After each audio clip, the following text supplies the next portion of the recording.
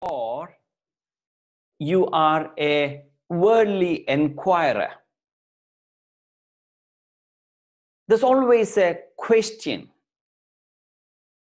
that comes up in our mind. For some people, that can become a burning question. In fact, that is the way it should be. For others, it can be a mild question. It is not something constantly burning in their mind or worrying them, but the question comes about the origin and the creation of the world. Who created the world? How did the world come about? Why? When? Wherefore of this world? What's the cause of this creation? Who created this world? These are all the questions. Now, the sages and saints who have experienced the fourth state of consciousness, which is called Turiyavastha in Sanskrit, they are helpless to convey to us how the world is created. Just as if you are dreaming in the span of about 6 or 7 hours of sleep, you dreamt for half an hour, or in a flight between two cities, you slept for 1 hour and you dreamt for 15 minutes. In the dream that is lasted for about half an hour, in that dream, you have a unique identity that is totally different from your present identity. So in the dream, you will not be able to ask this question, when did this dream begin? How did the dream begin? Who created it? You will know the origin, the beginning of the dream, only when you wake up to the state of third plane of consciousness. We touched upon last week the 3 states of consciousness: the waking state of consciousness, the dream state of consciousness, and the deep sleep state of consciousness. So long as you are in the dream experiences, the dream world seems so real, so solid, so rigid, as if exactly the same way you are experiencing the waking state. It seems so real to us at the moment. So in the dream, when you ask the question, how did the dream begin, or when did the dream begin? The only way to answer that question is to wake up from dream state of consciousness to the waking state of consciousness. When you wake up to the waking state of consciousness, you realize that the dream was an illusion. Similarly, in this waking state of consciousness that we are in, we keep asking this question, how did the world begin? When did this world begin? So in order to quench the inquiring mind, those mind with burning question about the how and why of the world, the Shastras gives us the 2 types of explanation as to how the world began. One is called Karamasrishti, that is the creation in stages. And the second is called Sadhyosrishti, that is instant creation. Karamasrishti and Sadhyosrishti. What is Karamasrishti? Karamasrishti is what we are studying in the PURUSA SUKTAM. Sacrificial is when the world is created instantly, just as you see a rope. The example that we used last class is that you see a rope that is lying in the corner of the wall, and you did not recognize the rope as the rope. Instantly, the rope is misunderstood to be a snake. That is Sacrificial. That is creation, instant creation. The world is an illusion, says the Shastras. Now, in this verses that we are studying, Narayana Rishi, to whom the PURUSA SUKTAM was revealed, explains Karamasrishti, how the world was created. Up to the mantras 4, he explained the Purusha.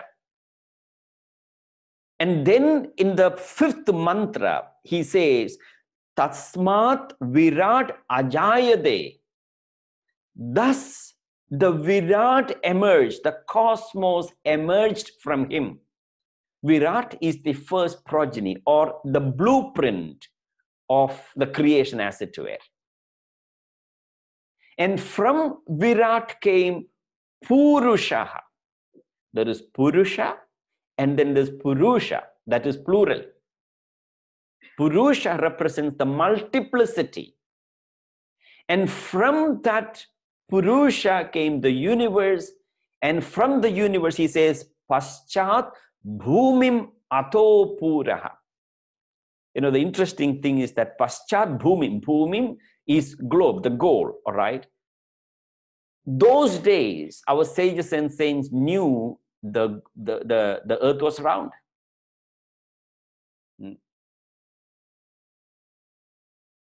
And then many Western thinkers claimed that they discovered that the world was round.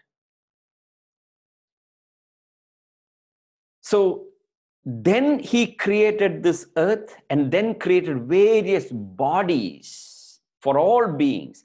Paschat Bhumim Ato Puraha. Pura means city. Purusha. The word Purusha is derived from the word Pura, meaning city. One who dwells in the city is Purusha. So Pura represents the body. Pura literally means city. That city represents the physical body. And there are different types of body. There are sattvic individual, rajasic individual, and tamasic people, different types of people. So sages are considered to be sattvic. The humanity at large, generally selfish in nature, are rajasic, and the asuras are tamasic. So earth came about, and then the different bodies came about. Now, when we read these mantras, what happens is you will have so many questions. Now, what we need to understand is that these explanations are meant to quench those inquiring mind until they wake up to the state of God consciousness. When they wake up to the state of God consciousness, the question as well as the questioner dissolve. Just as when you wake up from the dream state of consciousness to the waking state of consciousness, the dream question stops. When did the dream begin? The dream was never begun. It was an illusion. So they're trying to explain the best possible way to quench the inquiring mind. And then verse 6 onward, the mantra 6 onwards, it discusses how the world was sustained. Having created the world, how is the world sustained? He gives us a very important concept for us to understand as to how the universe works. And it is so practical, it is so relevant, it is applicable to every aspect of life. Mantra 6.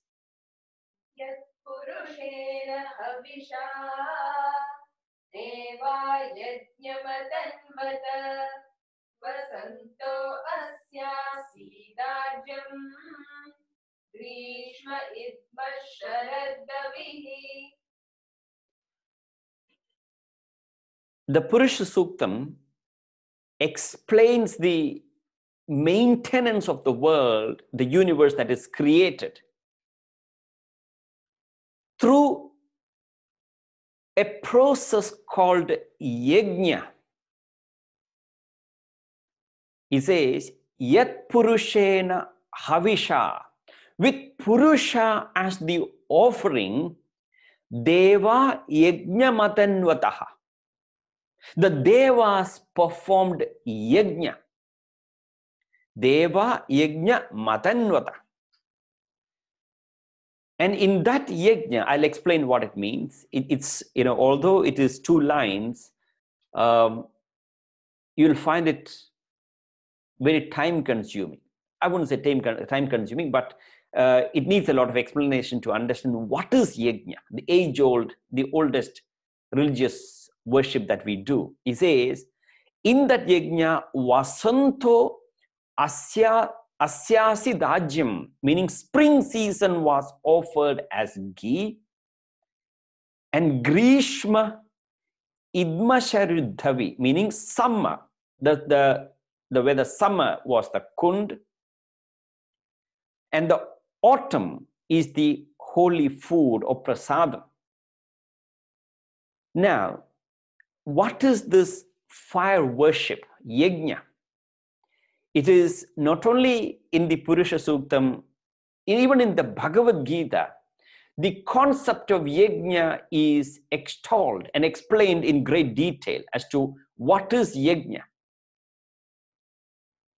Yagna is one of the oldest ritual that Hindus performed, fire worship. It is considered to be the foundation of all the Vedic rituals. Now, this Yagna or the ritual has got impact or benefit at all levels of human personality. At the physical level, psychological, spiritual level, as well as the environmental level. So it is actually invoking the fire, Agni Bhagavan. So I'm sure all of you have seen the most important aspect of Yagna is the kund. All right, just to show it to you. I'm showing it to you not because you haven't seen kund, but it's always good to give you a reminder.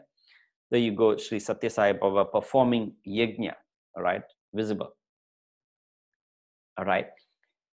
So Yagna is performed not only by initiates, but also the enlightened souls, the masters. So in order to perform the Yagna, there is a brick-walled trough called kund, in which the fire is kindled. All right. And how is the fire kindled? The fire is kindled not matchstick or cigarette lighter, not even by burning camphor. There was a unique and a special way in ancient times they created fire during Yagna. That is what you see on your screen. How they created fire. Can you see?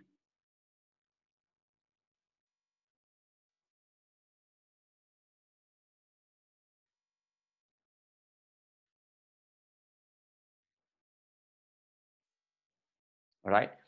Now, as you can see, there are 2 wooden pieces on top and the bottom. In between, there is a shorter wooden piece on which there is a string is spun around.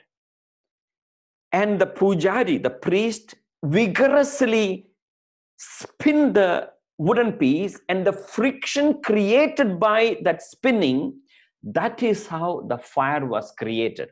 And the wood piece that is used is called irony, a special kind of wood. Now, what I'm explaining to you is how the ancient sages conceived the process of yajna.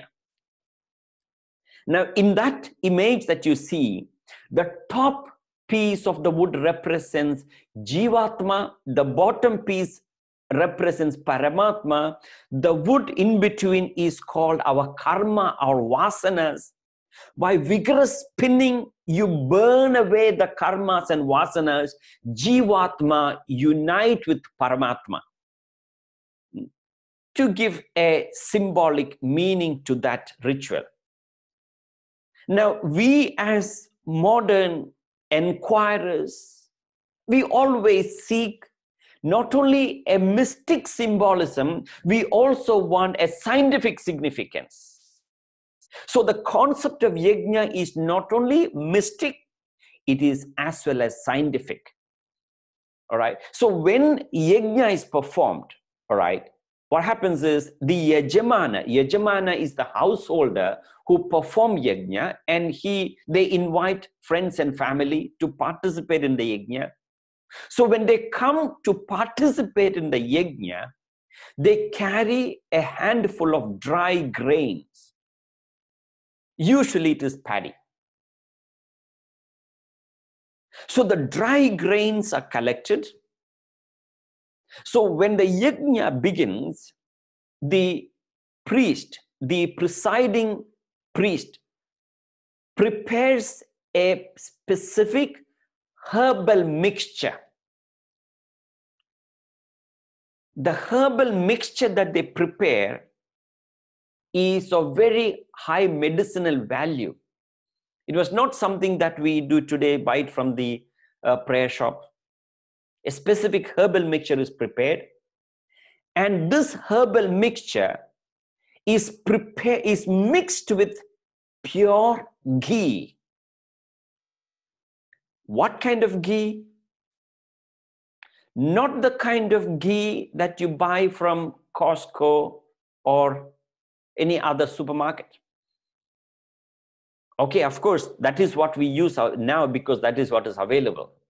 But the value of ghee is again very important. The type of ghee. The ghee that is used for yajna is the ghee of an Asian cow. You know the difference between Asian cow and the Jersey cow. The quality of ghee of a Jersey cow and the quality of a ghee of an Asian cow are totally different. Asian cows have a hump on its back. Jersey cows, the back is straight. That's one of the distinctions. Asian cows produce less milk, but the quality is superior. Jersey cows produce huge quantity of milk, but the food value of the milk is much inferior. So the ghee of Asian cow that consumes only grass, organic food, not the fodder that you buy from the market. The ghee of such cow has very high medicinal value. It doesn't contribute to your cholesterol, your diabetes, or fat, etc. None of those issues. And today we are very, very concerned about the oil content in our food. But this Asian cow's ghee has got none of those negative impact. So they mix the herbal mixture with the ghee of an Asian cow. And when the yajna begins, the presiding priest chant the mantra, and all the participants grab a handful of herbal mixture, mixed with the grain, of course. They will grab the herbal mixture with the 5 fingers like this, and they grab it and they turn it upward and offer into the fire like this. You don't throw it like this. You turn it, pick some grains, herbal mixture, turn it upward and throw it like this way. That is the way you offer. And as you offer, having chanted the mantra, all the participants conclude every verse, every mantra with the utterance of the word swaha. Swaha. Swaha means swa plus aha. Swa in Sanskrit means one's own. Aha means going near. So by offering this herbal mixture, the ahuti, this is called offering. Aha means this undertaking is only to find union with one's own self.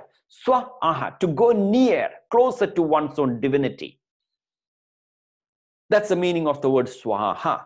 So when you offer the herbal mixture or the ahuti, the fire shoots up.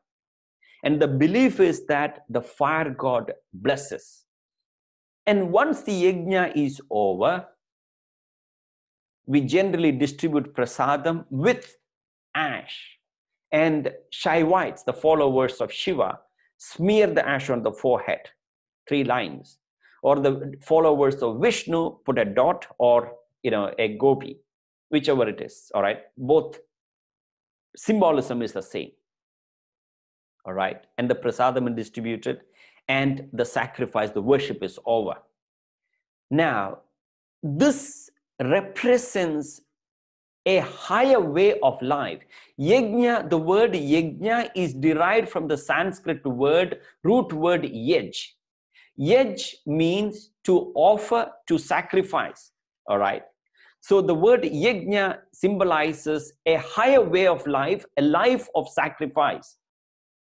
All right. It is the secret of success. It is the secret of happiness. Every aspect of the world, there is yajna performed. Now, what does this fire worship signify? This actually is a way of living our life. If you are running a business, you have to run the business with a yajna spirit. If you're working for a company, you work for that company with that yajna spirit. If you are a household, a family member, the family happiness can be maintained only when there is yajna spirit. So the kund, the brick walled trough, represents a field of activity. All of us are operating in a field of activity. And in that field of activity, there are many contributors. If you're running a business, there is a finance person, there is IT person, there is a human resource person, there is supplier, the client, the customer relation, the different field of activity. Every single one of them come with a unique talent, unique skill, unique ability, and they pool in their resources in a field of activity called your company, your business. So every one of them offer their ability. That is represented by the participants of yajna carrying handful of grain to participate in the yajna. And picking the grains or the herbal mixture with your 5 fingers. 5 fingers represent the 5 senses. Eyes, ears, nose, tongue, and the skin. When these 5 senses are directed toward the external world, you receive the stimuli and you offer it at the fire, at the altar.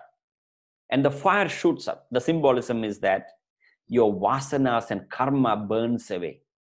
So when you work in a field of activity without ego and egocentric desires, whenever you are working in a company, running a business, whatever that we do, you dedicate that to a higher altar. a higher ideal, work in that field without ego and egocentric desires. In that organization, if everybody works without selfishness and egocentricity, the profit potential rises. That rising of the profit potential or benefit is represented by the fire shooting up.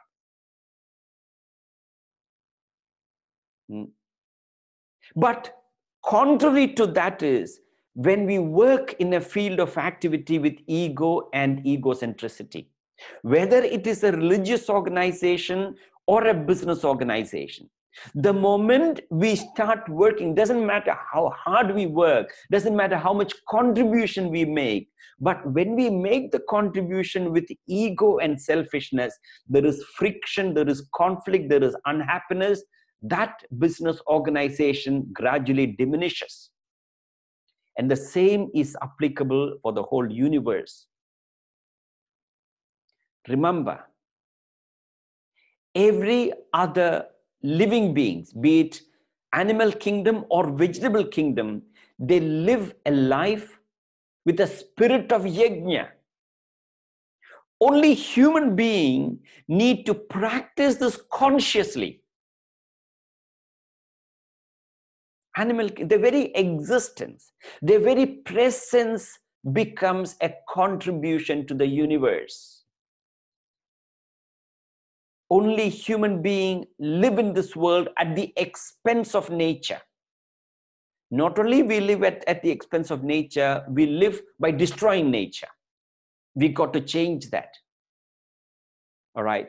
So the mantra that is chanted, the samagri that are burnt has got all, both the mystic as well as scientific significance.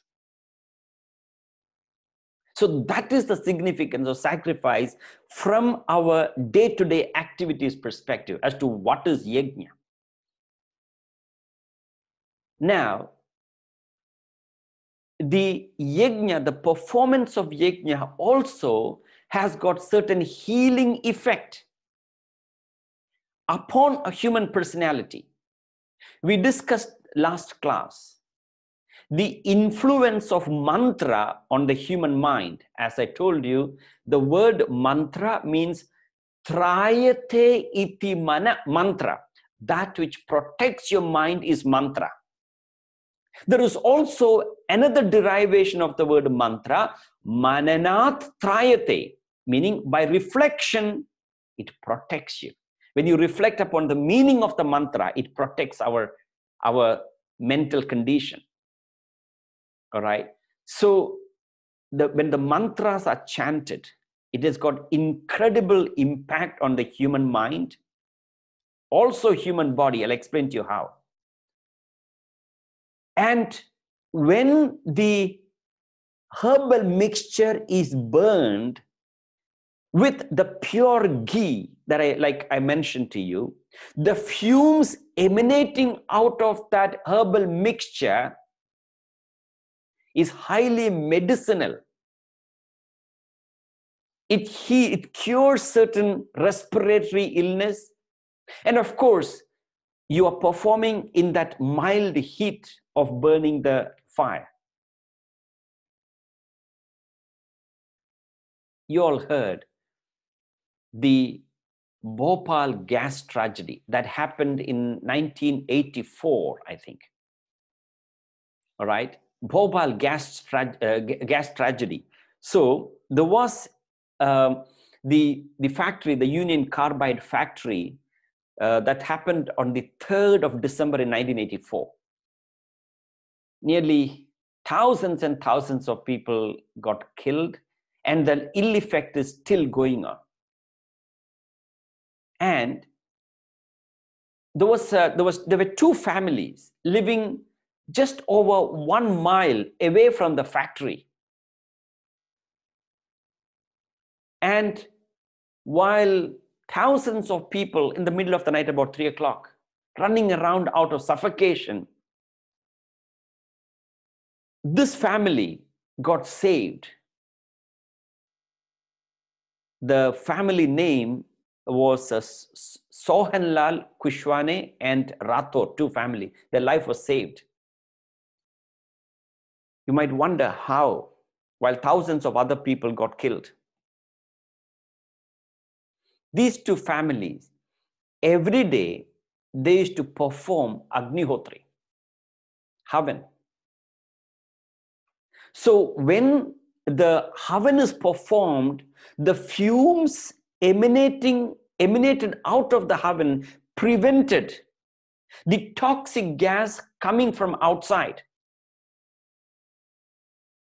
You can Google it to find out. 1984 Bhopal Gas Tragedy, that family got saved. So when you perform that yagna in the house, the fumes remain in the house for several days. Even if you open the window, the remnants of the fume remains. Very simple. When pest control people spray the pesticide in your house, how long does it last? The effect? Minimum 6 months. Similarly, when we burn this herbal mixture inside the house during the Havan, the effect of that medicinal impact remain in the house for several weeks together, and we breathe. That is the impact upon the body.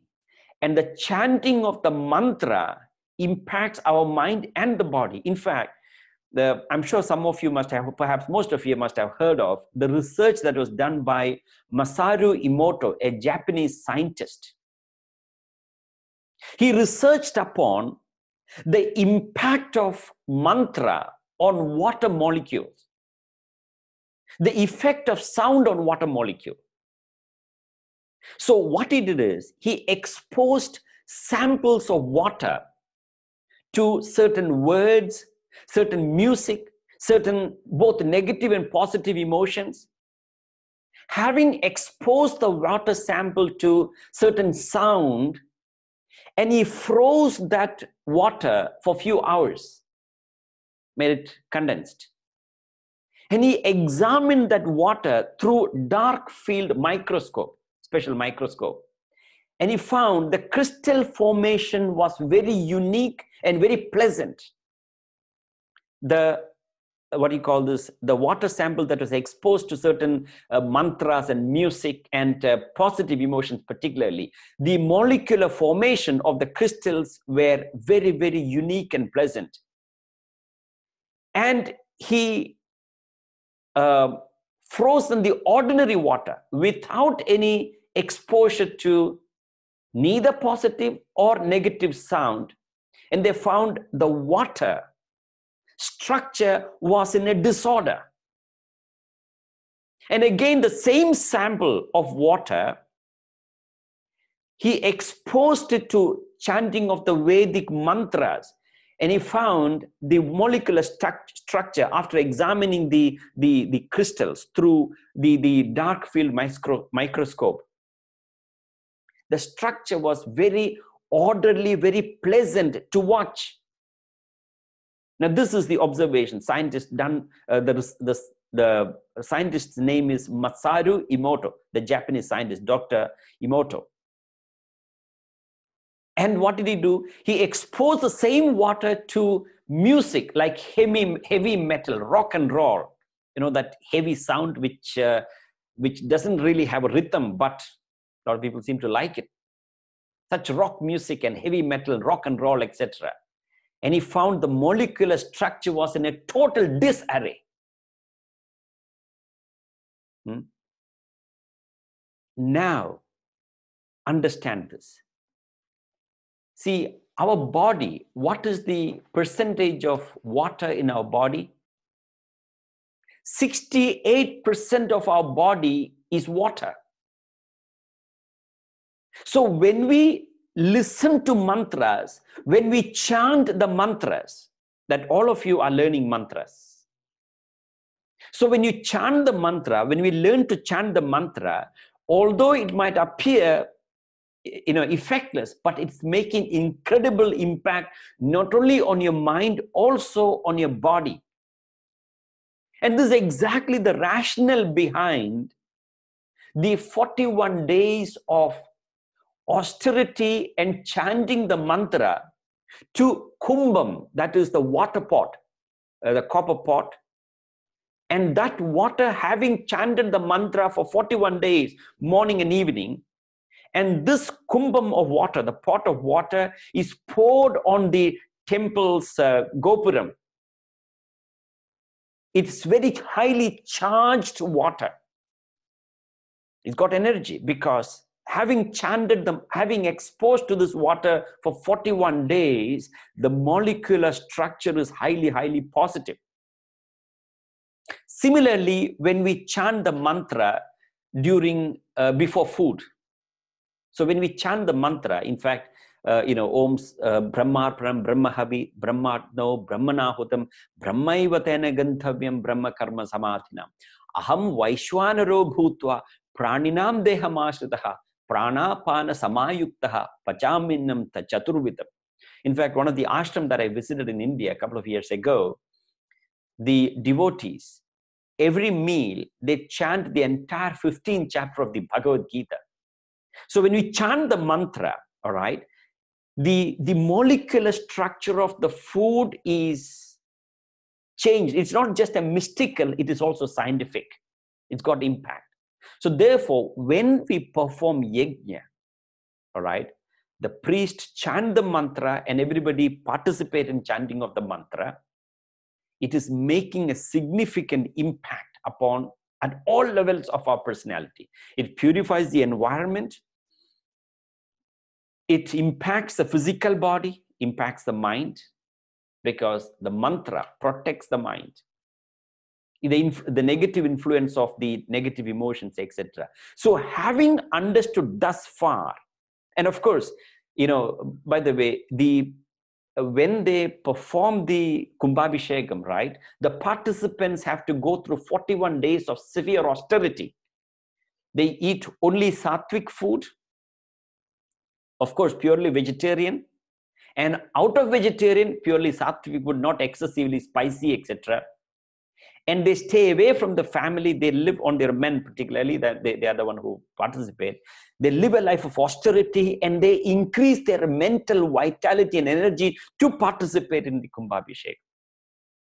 So I'm referring to Kumbhabhishekam only because talking about the impact of mantra on our body and on water. And our body is 68% water. So it's got incredible impact. Now you got to imagine the scientific level of thinking of our ancient sages and saints. And yet we tend to ignore those age-old rituals that are conceived so scientifically. Now come back to this verse here. He says, the whole universe works in a spirit of yajna. Yat purushena havishaha. Meaning, with Purusha as the offering, Deva Yajna Matanvata, the Devas performed Yajna. Now, when we talk about Devas performing Yajna, obviously, it is the cosmic Yajna that he's talking about. It's not that one Deva sitting in their little house performing Yajna. He's referring to the cosmic Yajna. And in that cosmic Yajna, remember I told you, there is always offering, there is a kund, and there is the fire kindling, there is ahuti, right? So in that cosmic yajna, Vasanta, spring season, was offered as ghee, one of the offering. Grishma, summer, is the kund.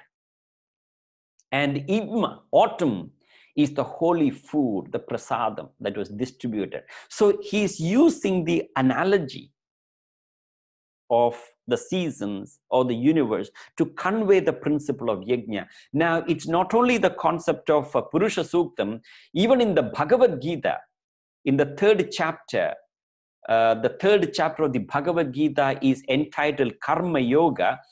And in the chapter, the 10th verse, Lord Krishna talks about, when the Prajapati created mankind, he says, Sahayagna praja srishtva purovacha prajapati anena prasavishadvam eshavotishta kamaduk. He says, the creator, having in the beginning created mankind together with yagna, sacrifice, and said, by this shall you propagate, let this be the milch cow of your desired object. He's using an analogy to say that Prajapati, the created mankind and gave a birthday gift to humanity. And what is that? Yagna. Sahayagna prajasrishtva purovaja prajapati. When Prajapati created mankind together with the yagna and said, let this be the milch cow of your desired object. Now, using this principle of yagna that we practice in our day-to-day life, you can accomplish anything. Kamaduk, Eshavotishta Kamaduk, meaning Kamaduk is referring to Kamadhenu. Kamadhenu, as you know, is a mythological cow. The belief is that if you wish anything to Kamadhenu, your wish will be fulfilled. Now, don't look for address of Kamadhenu. Now, what we need to understand, Kamadhenu is with each one of us. That is the principle of sacrifice, principle of yagna. So, if we apply the principle of sacrifice, there is nothing that you cannot achieve. Let that be the milch cow of your desired object. And then in the 15th verse, he concludes the concept of yagna. He says, Karma brahmodbhavam vidvi, brahmachara samudbhavam, tasmat sarvagadam brahma nityam yagna pratishtitam. He says, know that action arises from Brahma, and Brahma arises from the imperishable. Imperishable is a supreme Purusha. Therefore, the all-pervading Brahman ever rests in yagna. The all-pervading Brahman ever rests in yagna. So we saw earlier, what is Brahman? What is Supreme Purusha? The whole universe is Purusha. The whole universe rests in that concept of yagna. Now, take any aspect of the world, you will not miss the concept of yagna. There is a sacrifice. The seed sacrifice itself, giving birth to sapling. Every aspect, there is an offering, there is a kindling. So he says that the whole universe is working on the principle of yagna, and is using the analogy of different seasons to convey. So as a spiritual seeker, what we need to understand from the verse is that what is the level of yagna in my life? Am I sacrificing my selfishness and ego, offering that to a higher altar? If you are, then we are living this principle of yagna. Mantra 7. Saptasyasan paridayaha trisapta samidha kritaha devaya yajñam tanvanaha abaddan purusham pashum. So he's continued to describe the various aspects of yagna. He says, Saptasyan samparidhayaha. The 7 boundaries. What are the 7 boundaries of yagna? They are the 7 meters.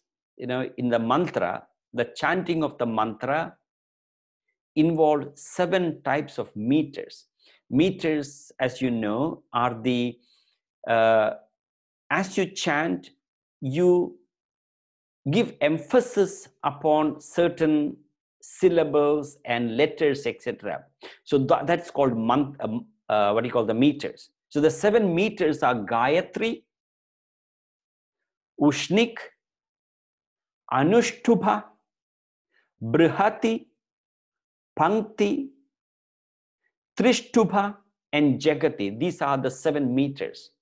So the 7 meters that are used to chant the mantras are considered to be the 7 boundaries of performance of yagna. And then he says, Trisapta Samita Krita. Three Sapta. Sapta means 7. 3 Sapta means 3 sevens, which makes it 21. So Trisapta Samita Krita.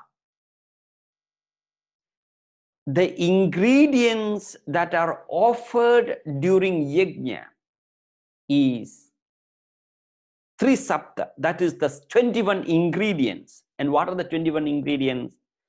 12 months and the 5 seasons in a year. All right. That makes it 17. The 3 worlds, you want to call it heaven, earth, and patal, or you can call it waking, dream, and deep sleep, and sun. This constitute the 21 ingredients.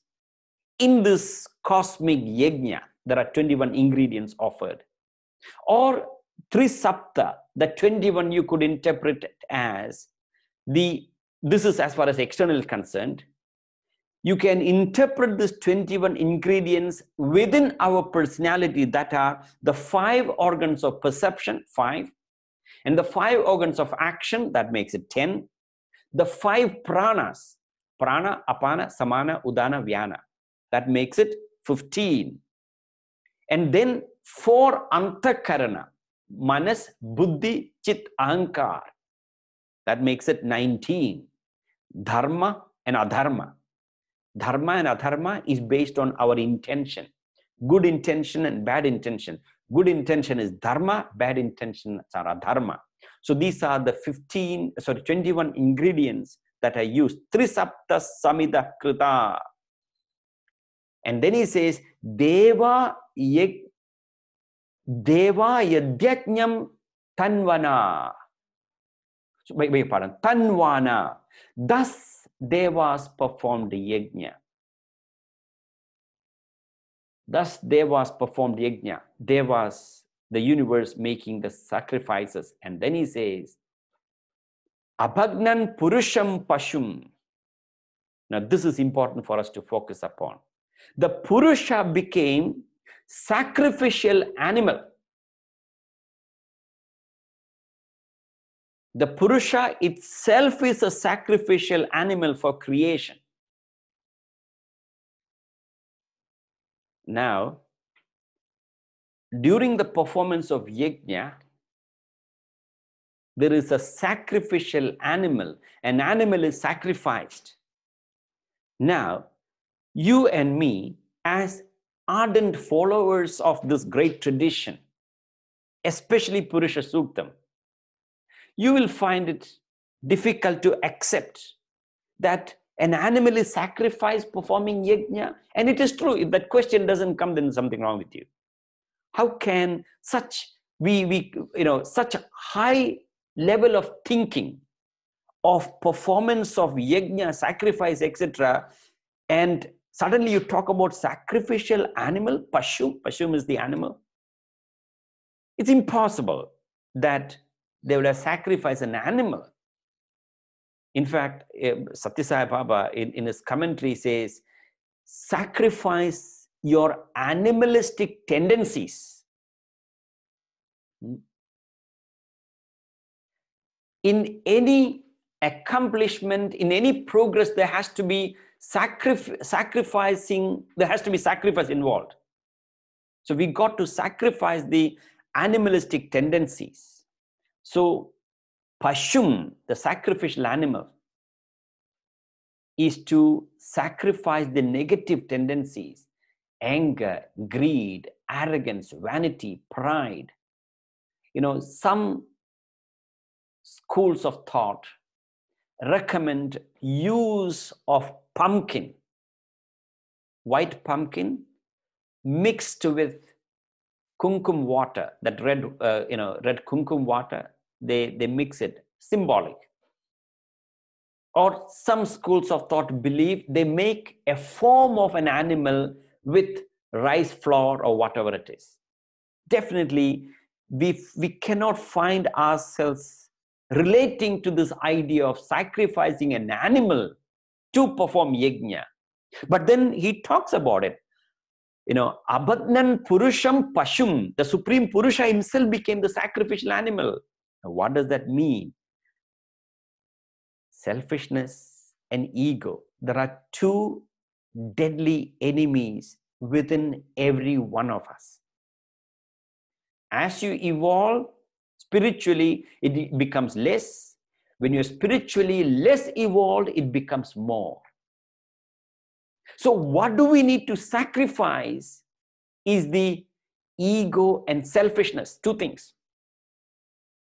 Wherever there is conflict, whether it is international conflict between countries or conflict within the family between spouse or children or other family members, or the social conflict, every conflict boils down to the two demons within each one of us.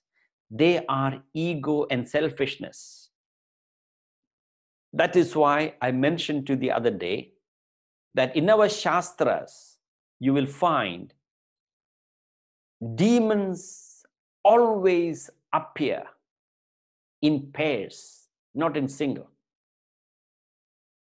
Rakshasas always in pair, isn't it? Who are the pairs of demons? Hiranyakashipu, Hiranyaksha, partners in crime.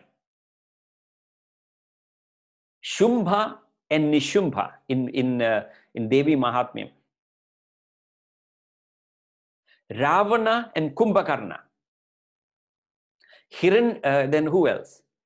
Kamsa and Chanura. Always in pairs. Why? Why do they represented Rakshasas in pairs? Tataka and Subahu in Ramayana, but Rama and Lakshmana killed them.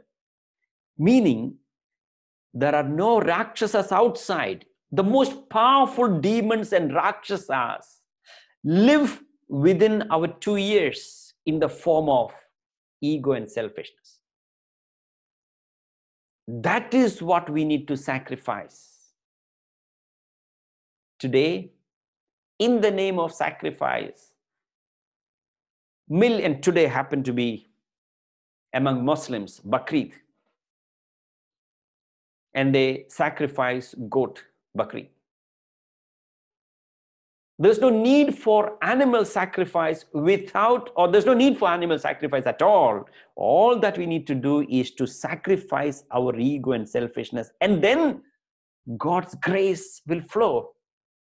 That's what we need. In any accomplishment, how much of you, how much of yourself are you prepared to put in? There's a verse which says, Vidyarthina sukham tyajet, sukharthina vidyam tyajet. Vidyarthina sukham tyajet. If you want to become a Vidyarthi means seeker of knowledge, spiritual knowledge. There is certain sukham, there is certain pleasure you have to sacrifice, because you will not be able to understand the message of PURUSA SUKTAM unless you make certain sacrifice of our instant pleasures. Vidyarthina sukham tyajet and sukharthina vidyam tyajet. If you are seeking pleasure, you will sacrifice the knowledge. So what are you sacrificing is the question. So to succeed, you need, number one, God's grace. Number two, you need a very specific, clear plan of action. Number three, you got to make sacrifice. You got to work hard. All right, you got to work hard. And of course, number four, you got to make sacrifice. Find one person in this world. Find one couple who is genuinely happy with each other, did not make sacrifice. Find one successful entrepreneur or businessman who did not make sacrifice. You find one student who accomplished great in the university who did not make sacrifice. Impossible to find it. So yajna is sacrifice. And then the first one, God's grace, you may wonder. God's grace, you don't need to seek. God's grace is upon us all the time. God does not discriminate and say, I will grace one person and deny his grace to somebody else. God's grace is universal, just as the sun above. His rays are all pervading. The sun does not discriminate and say, I will lend light to one person and deny to somebody else. No. God's grace is upon us. Every one of us, whether you are a sinner or a saint. But then what happens is that you and me, we don't seem to know how to receive the grace of God. That is why. So therefore, when we pray, prayer is the process of fine-tuning our thought. Whether you're performing yagna or any kind of prayer. You got to understand this very carefully. When you pray, by prayer, you're not influencing God's decision. No. By praying, you are not trying to win favors from God. By praying, and I think prayer is a very important ritual everyone must undertake every day. By praying, the impact is upon our own mind. The impact of prayer is upon your own personality. Through prayer, you create a right mental atmosphere within you. Prayer produces a right mood. And then you go to workplace or you enter into whatever that you're doing with the right frame of mind, right mood. You are able to make the right decision, right choice, right thinking without interference. The impact of prayer is upon you. So when you pray, you are fine-tuning your personality, your thoughts, emotions, to receive the grace of God which is ever present. Just as, let's say, a specific radio station, whichever radio station that you listen to, favorite. Those of us here in South Africa, KwaZulu-Natal, the few of you have joined from here also. Our radio station is Lotus or Lotus FM or East Coast Radio, whatever it is. Now, that particular radio station, it's a national radio station, all right? The signals are all pervading. So if you want to receive a specific radio station, you have to tune that radio to that frequency. Only then you will receive the signal. Let's say your radio station is tuned into 55.6. But to receive the signal, you need to tune the radio for 94.5. And you're saying, I'm not receiving the signal. Why? Because you're not tuned the radio. So the prayer is a process of fine-tuning your thought so that you receive the grace of God. God is not discriminative.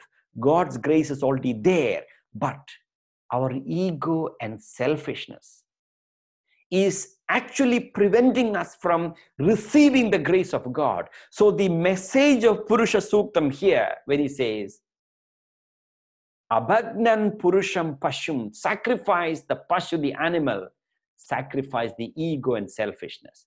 And then he continues the discussion in the mantra 8.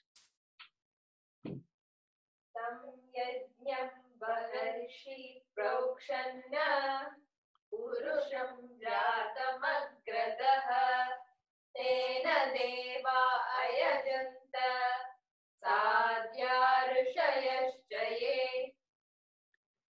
He says, Tam Yagnyam. Tam Yagnyam Barahishi. Prokshan Purusham Jadamagrataha. The Deva sprinkled sacred water on the Purusha, who was the sacrificial animal. Water has a purifying effect. Now, we mentioned earlier, what kind of water? Not just an ordinary water. The water that is chanted into powerful Vedic mantras, and it is being energized. Such a water is sprinkled on the Pashu. It's a purifier. And Tena Deva Ayajanta Sadhya Rishayaschaye. Thus the Devas, the Sadhyas, and the Rishis performed yajna with him. Sadhyas are a group of deities attached to Lord Shiva in Vaikuntha. And Sadhyas and Rishi. Rishis are the seers. So the Sadhyas and Devas, even Rishis, the seers, they performed yajna. Now, why I refer, when I say even Rishis performed yajna, they were enlightened souls, highly evolved souls. You saw the image of Swami performing yajna. And yet, many so-called intellectually oriented people in the religious field thinks that, no, I don't need all those rituals. I don't need to go to the temple. Haven't you heard people say that? No matter how evolved you are, no matter how long or how many years you have been on the spiritual path, the impact of yajna is upon everybody, from the initiates on the spiritual path to the highly evolved sadhyas and rishis. Tam yajnam varhishi prognan purusham jadamagran. There was sprinkled sacred water. Almost every ritual, the water is used. So thus the rishis performed yajna. Devas and sadhyas were present, right? Devas, deities associated with Lord Shiva in the Vaikuntha, right? He continues in the mantra 9.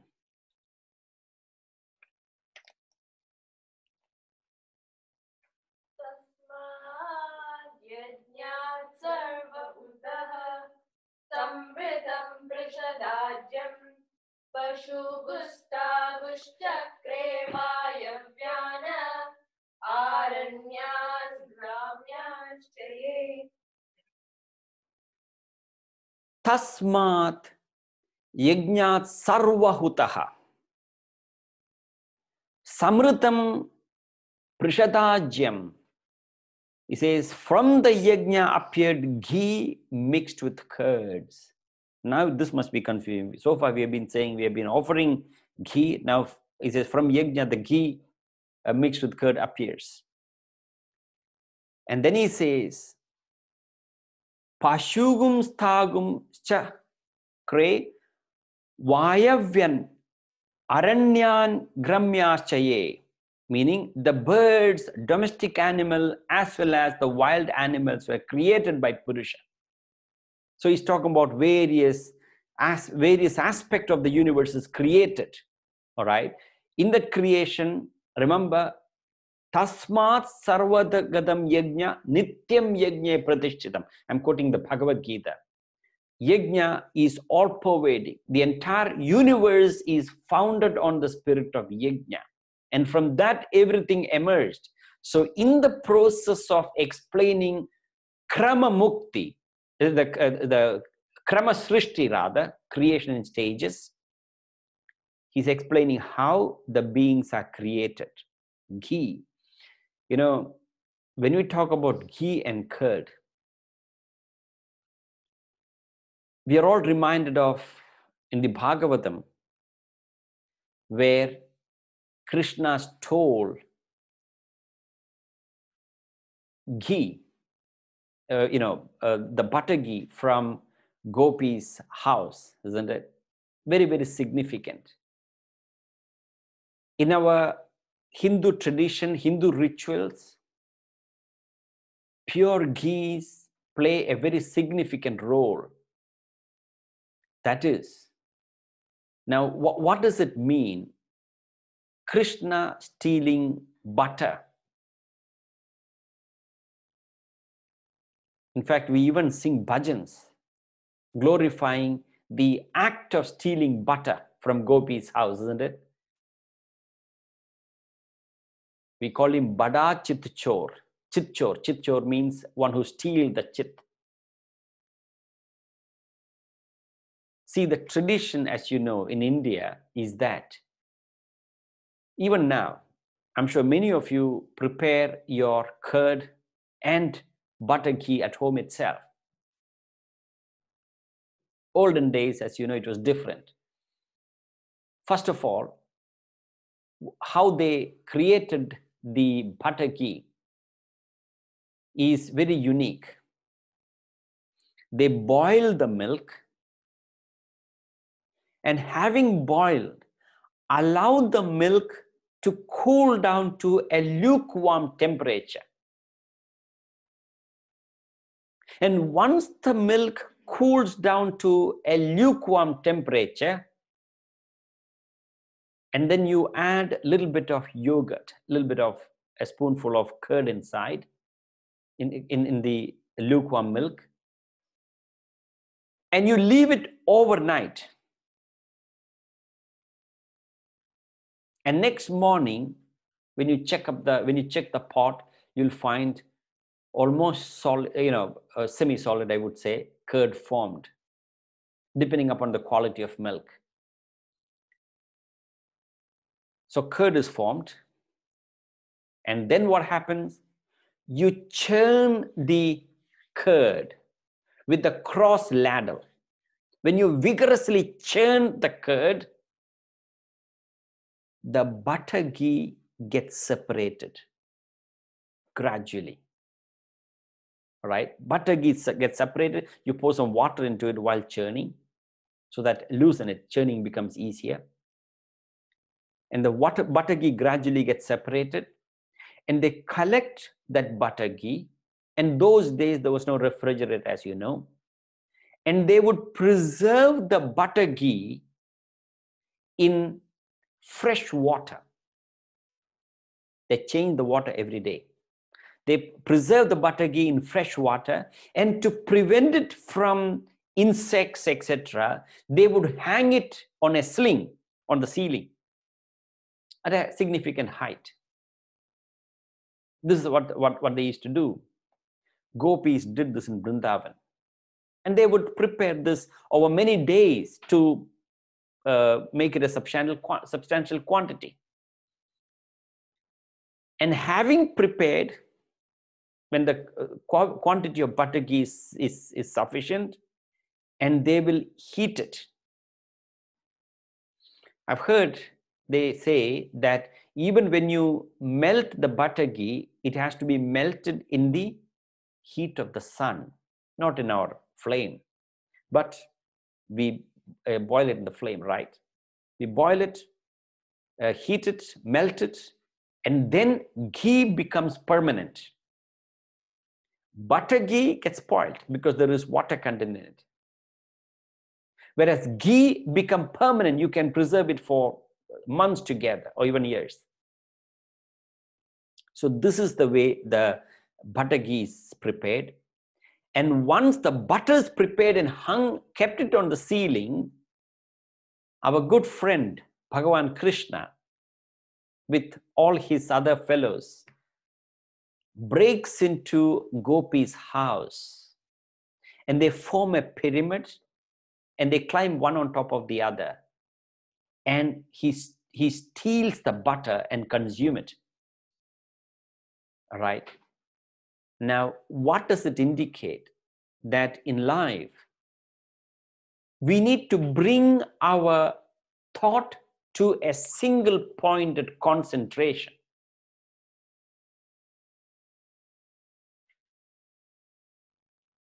When our mind is like milk, if you pour a glass of milk on the floor, it flows in every direction. It is fluid. To such a mind, you add a little bit of wisdom of Purusha SUKTAM, all right? And then you leave it overnight. Having received the knowledge, when you receive the spiritual knowledge, what happens is your mind becomes mature. Such a mature mind, you allow such a mind for contemplation. That is the churning. And what is the contemplation? Or you practice affirmation. I am the supreme Atma. I am not the body. I am the self, the spirit, the Purusha. I am not the mind that is going through fluctuation. I am the Purusha. I am not the intellect. That is assertion of the Purusha and negation of the illusion. This body, the mind and intellect are illusion. This Purusha alone is real. So through the process of assertion and negation, this process of assertions and negations is represented by the churning of the milk. So when you practice that assertion and negation, what happens is wisdom gets crystallized in our mind. That crystallization of the wisdom is represented by the formation of butter ghee. And having collected that wisdom, the wisdom must be preserved in fresh water. Meaning that the more knowledge that we gain, it must be preserved with humility. There's a verse which says, Vidya Vinayena Shobhate. Vidya Vinayena Shobhate. That means Vidya shines through humility. Knowledge, Vidya means knowledge. Knowledge shines through humility. Some of the most knowledgeable people who made incredible contribution in terms of their knowledge and wisdom, their lives were characterized by humility. So that humility is represented by preserving the butter ghee in fresh water. So when you gain certain spiritual benefits, whatever little bit of knowledge that we gain, it has to be supplemented with humility. Remember, your ability without humility is a liability. It will not help you. Whereas that vidya, that spiritual benefit is protected with humility. You'll find that spiritual benefit come to our aid. You know, how our ego operates is that, let's say we have been on the spiritual path for many years. All right. And of course, we have that spiritual path has incredibly benefited us by our own sacrifice, no doubt. But when we see other people, or when we see somebody else who's not following the spiritual path, when you see somebody else who's not engaged in the right thing that you're doing, you tend to look down upon them. So when you do the right thing and you look up on other people who do not do the right thing, that is the way spiritual arrogance works in our life. You're doing the right thing, you're being spiritual, no doubt. But when you see the other people who are not spiritual, you criticize them, you condemn them, you gossip behind them. That cancels or neutralizes all the spiritual benefit that we received. That is how arrogance works. So in order to protect our spiritual benefit, the sense of humility is very, very important. That is represented by preserving butter in water. And then, having collected sufficient wisdom, you boil that butter ghee in the white heat of meditation. And once the butter is boiled, it becomes pure ghee. And the ghee is permanent. Having applied our mind for meditation, we reach the state of Purusha. And once we reach that state of Purusha, there is no return to this state of sorrow and suffering. So he says, thus from the Yagna appeared ghee mixed with curd, and then the birds, domestic animal, as well as the wild animals were created, all through the process of Yagna. And then in the coming verses, he's going to discuss, having created the world, sustained the world, he also provides sustenance, very, very scientifically structured. So how they provide sustenance, we'll discuss tomorrow at same place at the same time. All right. And tomorrow we will, I think we can take up a few questions if you have.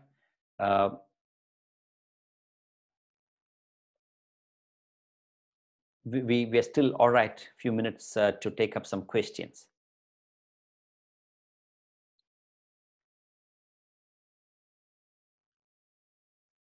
If you want to preserve it for tomorrow, I'm happy to answer those questions tomorrow as well. So in the meantime, reflect upon these ideas, contemplate. Remember the three phases of ignorance that we suffer from. I don't know, I don't understand, I don't experience. All right. The first phase of ignorance get eradicated by chanting the mantra, by listening to the PURUSA SUKTAM. The second phase, I don't understand, has to be cleared through reflection. That I can't help you. So before we conclude, we'll chant the Kshama Prarthana.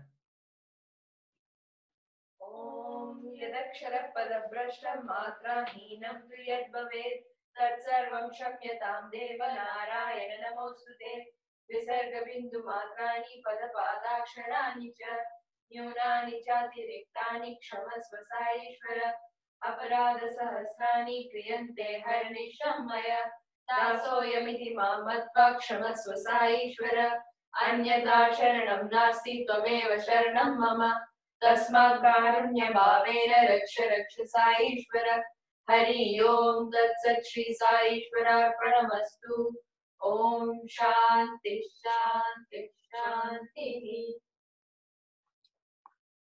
Thank you. See you tomorrow.